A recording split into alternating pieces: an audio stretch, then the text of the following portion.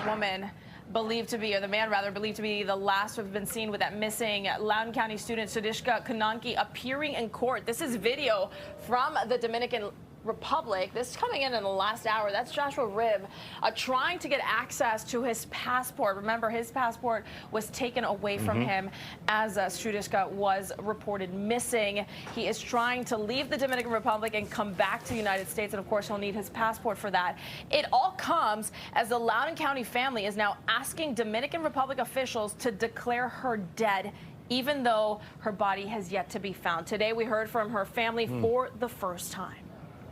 It is with deep sadness and heavy.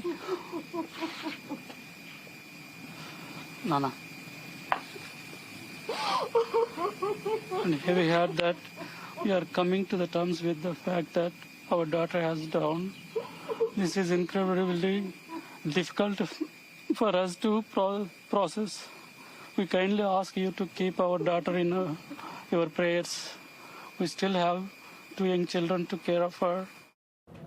This is tragic. That was Sudiksha's family today. The Loudoun County Sheriff's Office also releasing a statement this afternoon, which in part reads the Sudiksha family has expressed their belief that she drowned, while a final decision to make such a declaration rests with authorities in the Dominican Republic.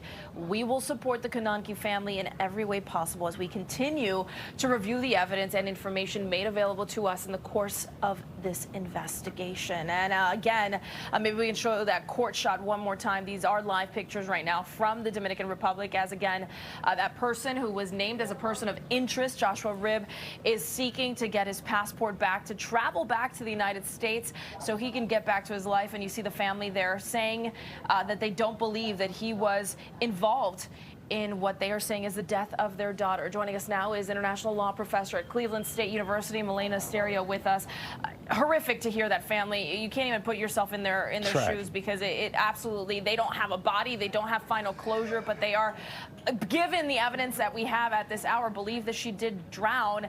Is it that easy to ask for a declaration of death? No, it is certainly not easy to ask for a declaration of death, but however horrific that might be, there might be advantages for the family to have closure and to be able to have legal closure in particular, because if she is declared dead, then the family can proceed to make arrangements in the United States. And so however horrific that might seem, there might be legal reasons as to why the family would like to have this declaration of death. Does this declaration have anything to do with the ongoing investigation, though? Does it have any impact on this investigation?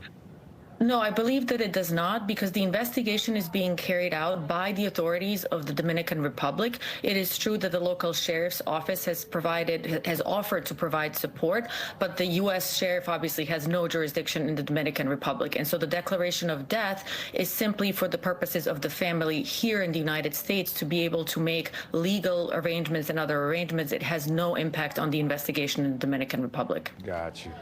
So I imagine, I mean, as horrible as it sounds, you don't know what happened to your daughter. There is no body to offer any sort of autopsy to look for some clues or answers.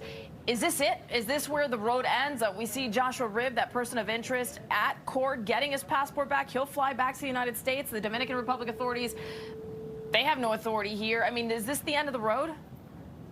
Yes and no.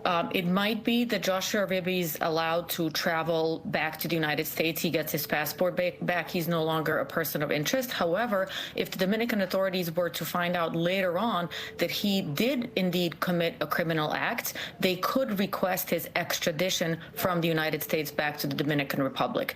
It is very unlikely that the United States would extradite a U.S. citizen to a foreign country.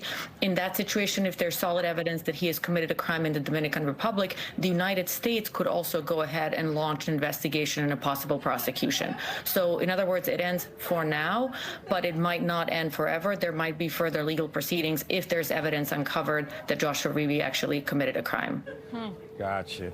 It is, I mean, I'm sitting here trying to grapple with this, and I haven't seen this often. Do you often see things like this where a family just says, okay, listen, let's just go to the press and say, we want to declare our child gone? It is fairly unusual. Obviously, this is going to be specific and different for each family. It is understandable why different families would react differently in this type of a situation. Yeah. But it is true sometimes when people go missing that families prefer to have closure for lots of legal reasons. They would like to be able to make arrangements here in the United States. It is completely understandable as to why they would want to have her declared dead, which obviously we all hope that she's not. But legally speaking, there might be solid reasons as to why to proceed this way. And one last thing, even though I imagine a court will have to say, yes, we will declare a death like you have asked us, if there were to be any sort of evidence or probable cause that something else happened, unknown what, they could reopen the investigation and turn that back? Absolutely. Dominican Republic authorities can always reopen the investigation. As you said earlier, at that point, it's going to be a question of being able to arrest the suspect again, assuming that it's Joshua Reeby. It could be someone else. We really don't know as of this point. But if it were to be him, if there were to be evidence uncovered that it's him, then the Dominican authorities could reopen the investigation and they could ask the United States to extradite him back to the Dominican Republic so that he can actually be detained and arrested and prosecuted there. So there is a recourse there. Yeah. Milena, thank you so much for breaking that down for us today as we get that word there from the family. Incredibly impactful hearing them speak there. All right, let's take